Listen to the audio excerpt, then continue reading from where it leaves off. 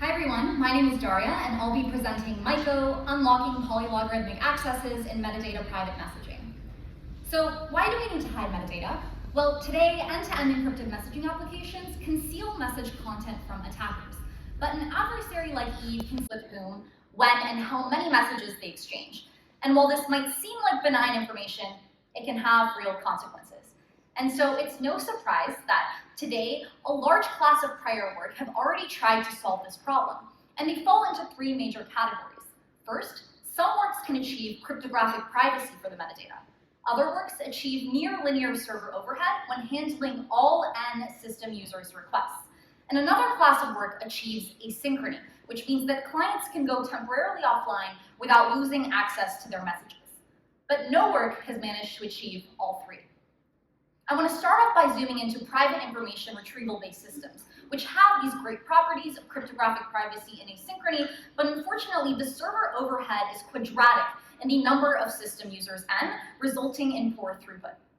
The way these systems operate is using symmetric distributed trust. So a client Alice is going to derive a message location L from a shared symmetric key K with Bob, and she's going to write her message to that location in a server 1 and a server 2. Next, Bob is going to do a symmetric PIR read at location L in order to obtain his message. The way we get around using PIR is this key insight. We can leverage the distributed trust servers asymmetrically to unlink reads and writes. So Alice is going to write her message to server 1. It's going to get transferred over to server 2, from which Bob can read, which actually results in a linear server overhead for end users. So how can we arrange our messages within the buckets of these tables? Well, in prior work, bucket assignment is dependent. That means if Alice wants to write to a full bucket L, she's going to have to evict another message to a backup bucket in order to fit hers. Well, can we use this in Myco? In prior work, it's completely okay because PIR's linear scan hides read access patterns. But what happens when we try to use dependent bucket assignment in Myco? Well, suppose that evicted message in bucket L prime actually belongs to Eve. Then she can conclude, hey, I found my message in bucket L prime, so chances are Alice wrote to L. The crux of the issue is that dependent bucket assignment leaks honest user behavior. To get around this problem, we introduce independent bucket assignment. The key idea is that we set the bucket capacity large enough to fit all assigned messages to bucket L. So we've solved all of our technical challenges thus far, but as the system progresses and we're accruing these hash tables over the system epochs, we run into a bit of a scale issue. So suppose that Bob goes offline for delta equals 5 epochs and he's in Q equals 2 conversations. When he comes back, he's going to have to download Q times delta buckets to avoid missing a message and to remain oblivious.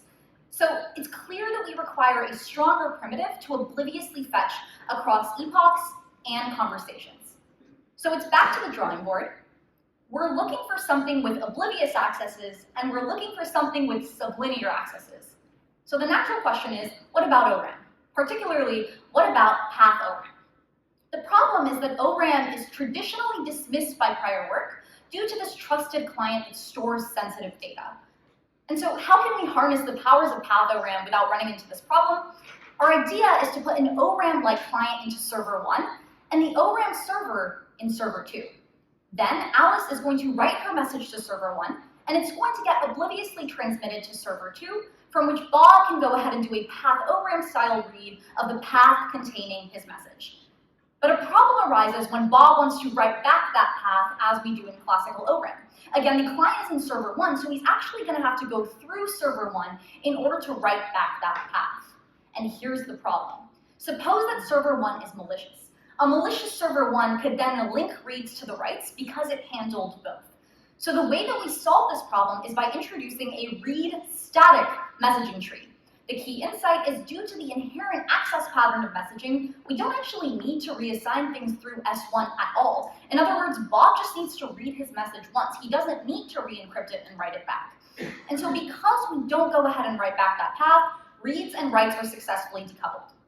So we've handled the case where S1 is malicious. But what if S2 is malicious? The problem is that a malicious server 2 could link writes to reads if we're not careful about how server 1 writes the messages to server 2. To solve this problem, we have to ask, how can server 1 write to path P of L of S2 without disclosing L to S2? The way we solve this is by introducing oblivious batch evictions. So the insight is we can leverage the high volume of writes that are inherent to a messaging system in order to process the writes in batches. So first, server 1 is going to read a randomly sampled subset of the paths in the tree into its own memory. Then, like usual, Alice is going to go ahead and write her message to server 1, which is going to help with deriving the message location L. Here's that intended path, and Alice is then going to go ahead and have her message written to the least common ancestor node of the randomly sampled path set and the intended path L. Why exactly the LCA? Well, recall that if we write anywhere but that intended bucket, we violate the independent bucket assignment we discussed earlier. Next, the path set gets written over to S2, and then now it's time for Bob to read his message. He simply downloads the path, and we're done. Moving on to our implementation and evaluation, we implemented Myco in 5,500 lines of Rust, and the question we wanted to ask is how does Myco's performance compare to PIR-based metadata-private messaging systems? Our baseline were the single-server Pung++, which plugged in CLPIR, and the two-server Talik++, which plugged in DPFs. Our baseline were in the larger servers on the West Coast and also the Myco servers, and our clients were on the East Coast in smaller machines on opposite sides of the coast for realistic WAN latency. And here were our findings. For throughput, we found that we have 11 to 302x the throughput over Talik++ and 106 to 2,219x the throughput of Pung++. And the reason for this significant performance improvement is really due to Myco's O of n log squared n server work, which is an asymptotic improvement over the prior work with PIR that has that quadratic overhead. Moving on to bandwidth, Myco does have 1 to 36 GB of server-to-server communication, but this only comes out to about 100 kilobytes per user at most. And Talik++ does have much lower client-to-server communication, but I want to underscore that client-server communication of all of these systems grows sublinearly with n. Zooming out here, Myco leverages an asymmetric distributed trust model and introduces a novel oblivious data structure to achieve 2 to 3 orders of magnitude throughput improvement over PIR-based works. And in doing so, we become the first practical metadata-private messaging system to solve the trifecta. For future work, we'd like to improve concrete communication. Here's where you can learn more about the paper, and here's where you can find me on the internet. I'd be happy to take any questions at the poster session,